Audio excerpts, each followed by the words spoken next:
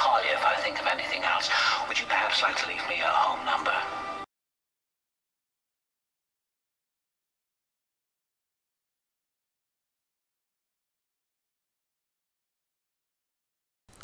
The movie Red Dragon was released less than 2 years after Hannibal came out. It came out on October 4th, 2002. The actual screenplay was done by Ted Talley, who had adapted Silence of the Lambs. The actors in the film are Anthony Hopkins as Dr. Hannibal Lecter. You have Edward Norton as Will Graham. Ralph Fiennes as Francis Dollarhide. You have Harvey Keitel as Jack Crawford. Emily Watson as Reba McClane, Mary Louise Parker as Molly Graham, Philip Seymour Hoffman as Freddie Louds, Anthony Heald as Dr. Frederick Chiltern, and Frankie Faison as Barney.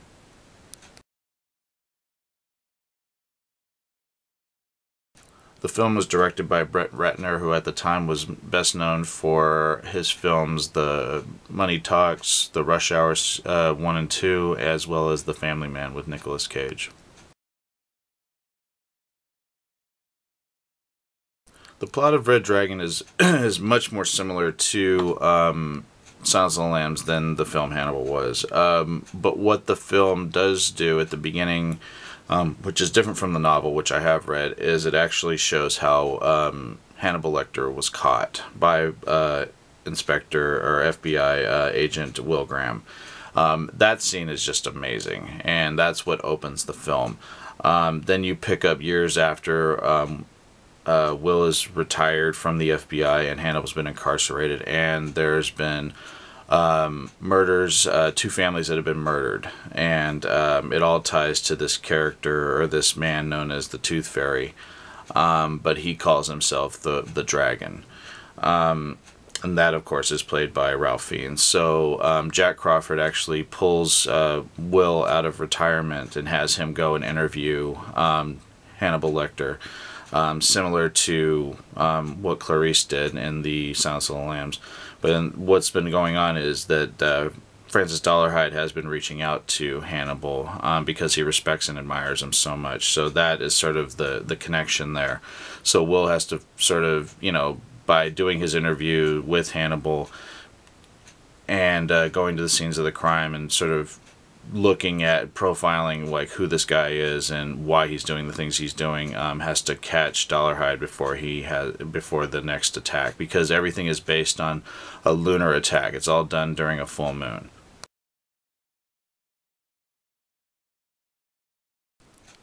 Now, I think Red Dragon is a great film. I think it gets a lot of crap. Nothing is going to live up to Silence of the Lambs in some people's eyes, but I think that, like I said, I did not like the film Manhunter. And I consider Red Dragon to be the definitive, as everybody should, definitive adaptation of Thomas Harris's book. Red Manhunter was kind of, there's similar scenes in Red Dragon that were in Manhunter, but I just think they're done better. A lot of people really hate Brett Ratner as a director, but I think this is his best film, and I've always said that it's his best film. He does a great job in this.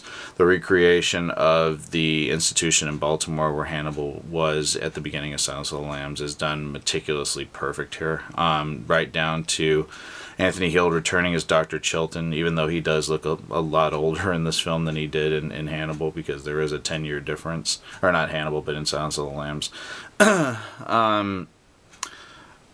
I also think that I'm a big fan of Ed Norton. I think he did a great job as Will Graham. I think it doesn't, it's a little different. I think a lot of people, Will Graham isn't sort of the vulnerable character that Clarice was, because he's been an FBI agent. He's kind of wounded from what happened to him, both mentally and physically.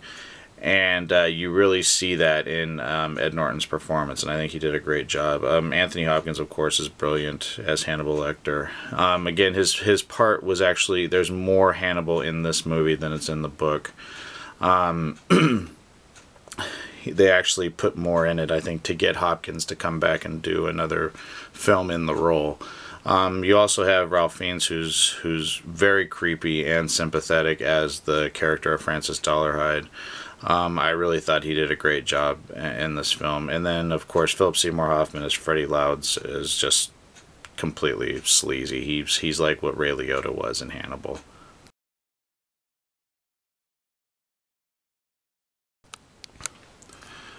Now I have a couple of gripes against this film, and it's nothing against the filmmakers or the actors. It's just my own personal thing, because this again is just my opinion.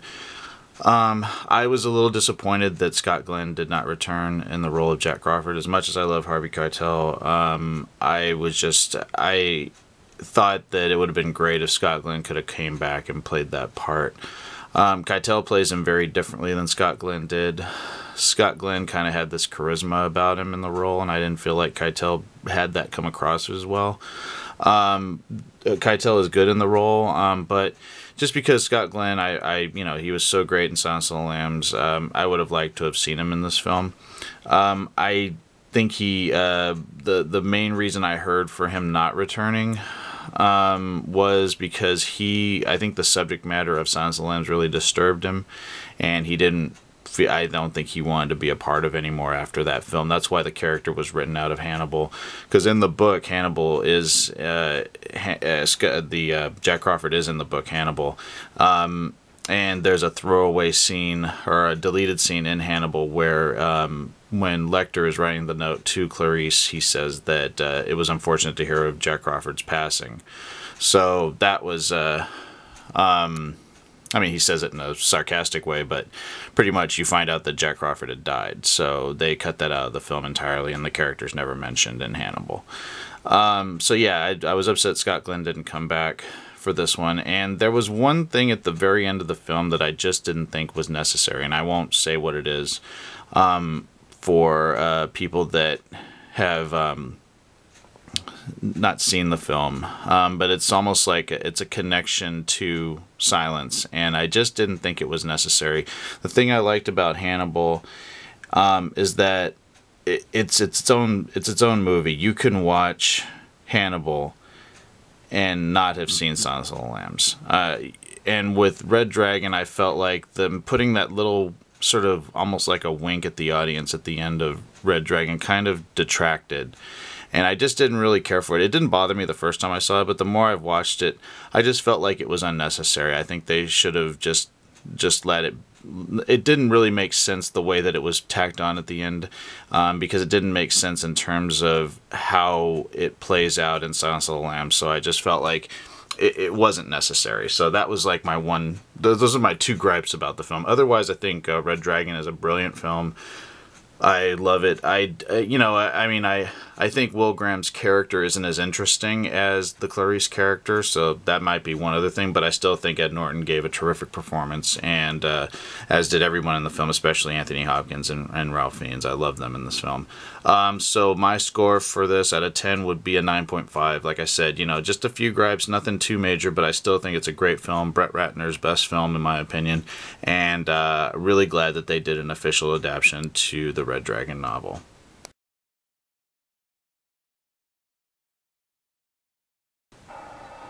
Good evening, Inspector.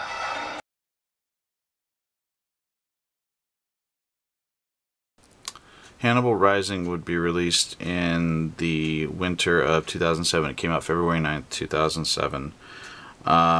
The plot of Hannibal Rising, it's a prequel, and it deals with... the plot is pretty much after the death of his parents during World War II, young Hannibal Lecter moves in with a beautiful aunt and begins plotting revenge on the barbarians responsible for his sister's death. The cast of Hannibal Rising, you have Gaspard Ulliel as Hannibal Lecter, Rhys Ifans as Vladis Grutas, Lee Gong as Lady Murasaki, and you have Dominic West as Inspector Papio.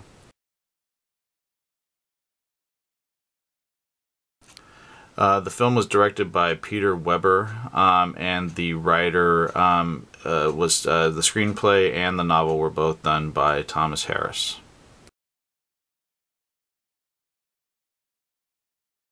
No, I think Hannibal Rising is a good film. I think for me, again, this is only my opinion, but Anthony Hopkins not having any sort of, even if it was a voiceover. Originally, I heard that he was going to do a voiceover in the movie, like almost like he's telling the story.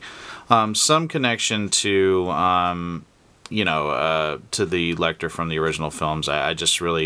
I missed Hopkins in the movie, but of course this is dealing with Hannibal as a child growing into a young man, the trauma that he faced as a child, and what that leads him to become in his adult years. It's pretty much a revenge story. It's Hannibal going after the men that killed his family and his sister, especially his sister, because of what that is. And I don't want to, talk too much about it for people who haven't seen it, but I do think it's an underappreciated film. A lot of people don't talk about this. I've actually never read the novel. That was one of the novels I haven't read, but from what I heard, people really loved the novel and didn't like the movie as much. The movie wasn't as big of a hit as the other three Hannibal films that starred Anthony Hopkins, but I think Anthony Hopkins was one of the main drawing points to those. This, you have a bunch of relatively unknown actors. Of course, lots of them are known in Europe, but not here in the States so much. But I do think it's a very good film. The revenge plot, I think, is what made it as interesting as it was. I mean, you're rooting for Hannibal in this film, but you're also seeing him deteriorate and become what he is going to be in the next, installments of the films in Silence of the Lambs and Hannibal, etc. But yeah, it is a good film. I thought the direction was good. I liked the European locales. I thought that the main actor that played young Hannibal did a great job. He didn't try to be exactly like Hopkins, but I think that he did a good job of having that kind of, there was just a little twinkle in his eye where you kind of said, okay, I could believe that he will be what the Hopkins character will be in later installments. I also thought Rhys Ifans as Vladis was creepy and just evil, and he plays evil very well, and he's an actor with a lot of range. I thought he did a great job. Li Gong as Lady Muraski. She did a great job in the film as well. I also really like Dominic West as Inspector Papil. I thought he did a great job. So yeah, I mean, it's not, this film I don't have as much to say about. It's not one that I've watched quite a bit. I've watched it a few times. I have never watched it as much as the other three films in the series. If I had to give it a rating, I'd give it probably 7 out of 10. I do like the film. I think it's well done. But I just think not having Hopkins in it in some form, even if it would just be like a voiceover or something, maybe him telling the story to somebody, I think that was just sort of like one thing that I was like, oh, that would have been so much cooler if he could have been in it. But again, it's no fault of the filmmakers. There are probably a lot of people that like it more than I do. But I do like the film, and I think it warrants checking out if you haven't seen it. Good little film here.